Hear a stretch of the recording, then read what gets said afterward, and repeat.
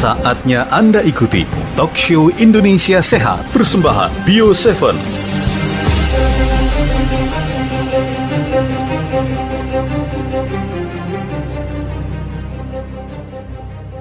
Assalamualaikum warahmatullahi wabarakatuh. Semangat pagi dan salam sehat untuk sahabat Bio7 dimanapun Anda berada. Siang ini kita agak berbeda. Saya singkirkan dulu host yang biasanya ngisi di acara siang-siang ini, karena kita hari ini ada yang spesial. Spesialnya seperti apa?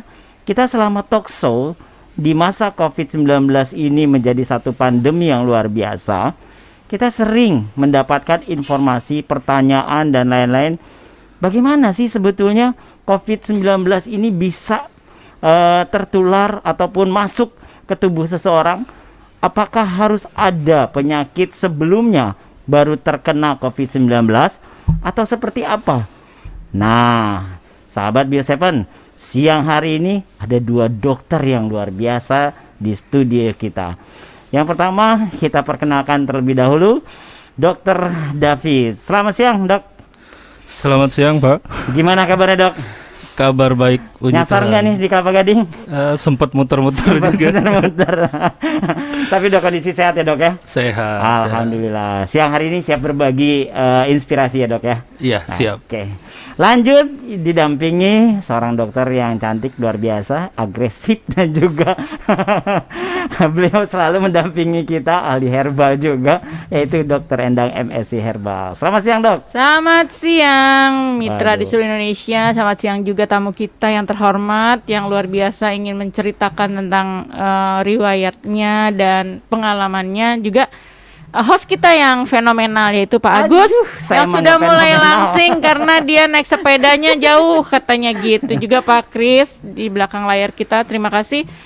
Semoga ini menjadi manfaat bila Dr. David menceritakan pengalamannya. Ya, sahabat Bio7 semua, kita juga nanti mengundang interaktif dari sahabat Bio7 yang ingin bertanya langsung ke Dr. David ataupun ke Dr. Endang.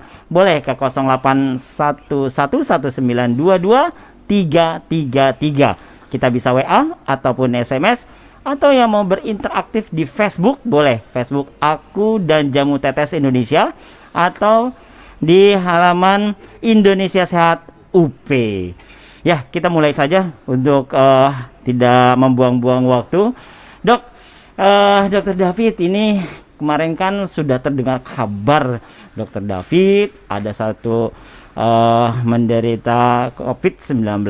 Tapi sebelum kita melangkah lebih lanjut, perkenalan dulu, Dok. Tugas di mana, sudah berapa lama jadi dokter? Silakan, Dok. Iya, selamat siang. Radio Up ya. Saya pertama kali mengudara nih. Iya, perkenalkan, nama saya Dr. David. Saya berdinas di Rumah Sakit Karya Medika 2 Tambun di daerah Bekasi. Saya berdinas dari tahun 2007. Ya, sekitar 13 tahun. Saya berdinas di IGD. Ya. Kalau musim sekarang di garda terdepan istilahnya. Ya. Di Tambun terus ya, Dok, ya? Di Tambun saya. Selain di Rumah Sakit Karya Medika, ada tugas tempat lain? Ada sih di klinik-klinik gitu. Oh, klinik-klinik, Sekitar ya. Bekasi juga. Tapi di rumah juga buka praktek ya, Dok? Sudah enggak. Oh, sudah enggak, udah kebanyakan ya, Dok? Kebanyakan di luar. Apa cita-cita dari kecil, Dok, menjadi seorang dokter? Ya, mungkin ya. Dok, ini kan berkenaan dengan pandemi. Di Tambun selama dokter bertugas di masa pandemi ini, apakah banyak warga dari masyarakat sekitar Tambun yang berobat ke Rumah Sakit Karya Medika yang terindikasi positif COVID-19? Iya. Kalau yang terindikasi yang sejauh ini ya, yang saya tahu itu sudah cukup banyak, Pak. Iya. Ya, awal-awal kan yang zamannya APD kita belum lengkap tuh ya. Yang katanya di Indonesia itu kebal corona ya.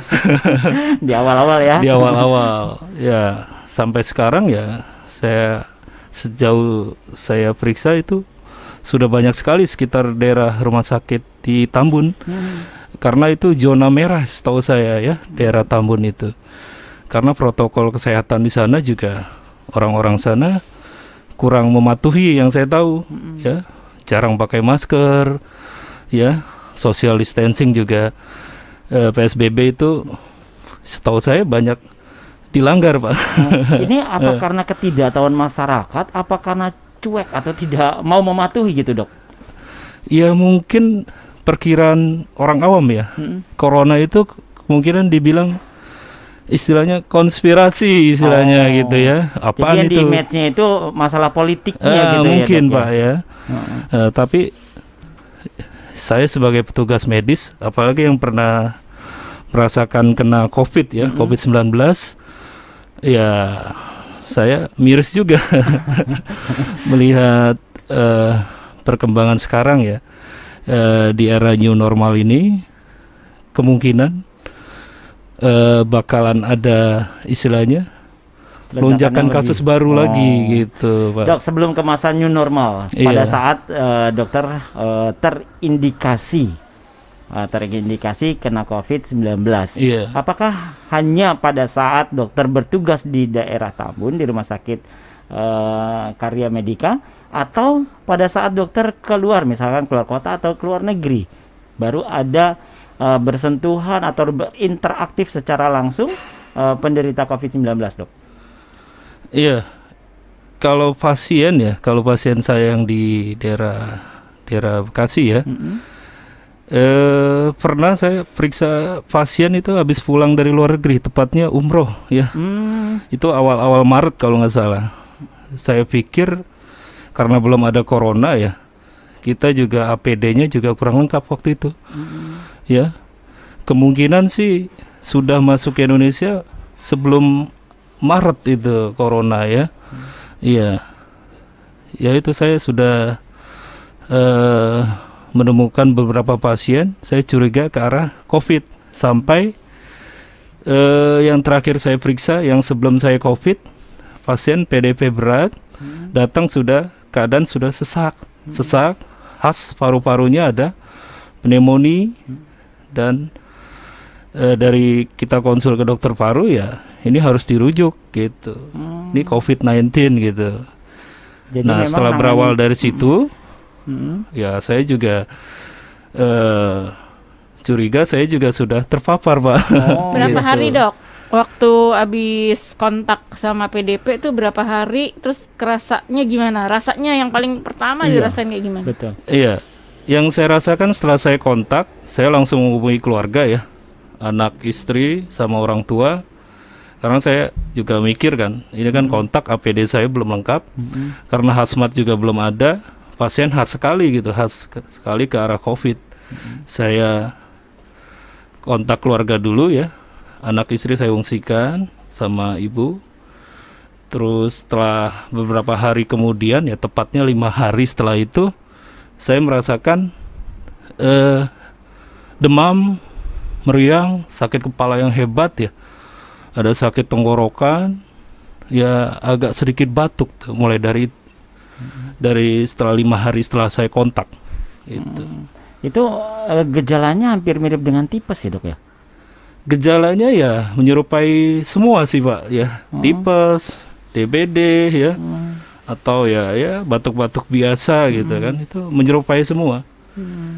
Yang saya alami ya seperti itu gejalanya. Langsung tindakan dari Dokter David merujuk atau periksa diri. Kalau dokter kan enak ya bisa periksa diri gitu kan. Kalau kita kan masyarakat awam susah nih, harus ke berobat dulu. Ya 5 hari itu di IGD. Iya. IGD Tambun. Di IGD Tambun. Terus pas dokter sama perawatnya ngomong nggak demam segala macam, batuk gitu? Saya ngomong, saya sempat kirim ke grup, saya kurang enak badan nih, kurang enak badan.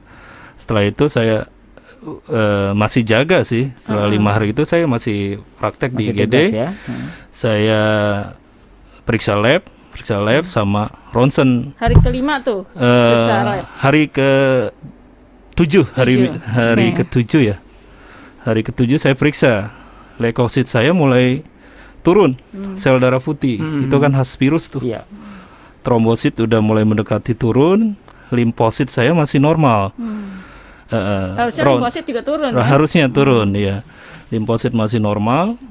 Terus ronsennya agak meragukan. Dari saya konsul ke dokter radiologi kan, kira-kira gimana ini dok? Ya saya rasa sih masih aman kali ya. Ya udah saya masih praktek tuh. Setelah 2 hari kemudian makin memberat. Ya keluhannya makin memberat. Sering menggigil, napas terasa berat pak. Saya pikir wah ini saya kemungkinan udah ke arah COVID aja, karena kan saya kontak tuh. Saya ulang lagi ronsennya sama periksa lab.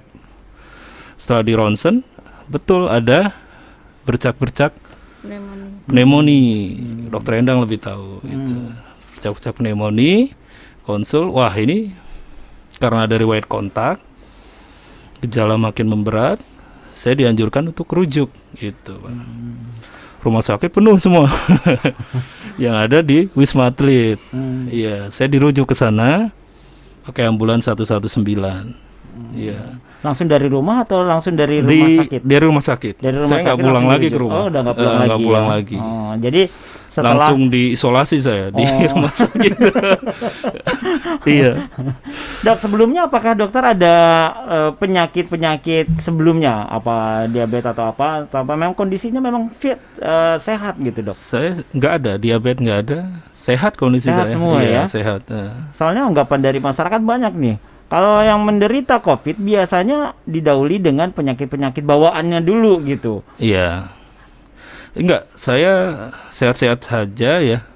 Saya biasa, nggak ada faktor penyakit yang berat gitu ya.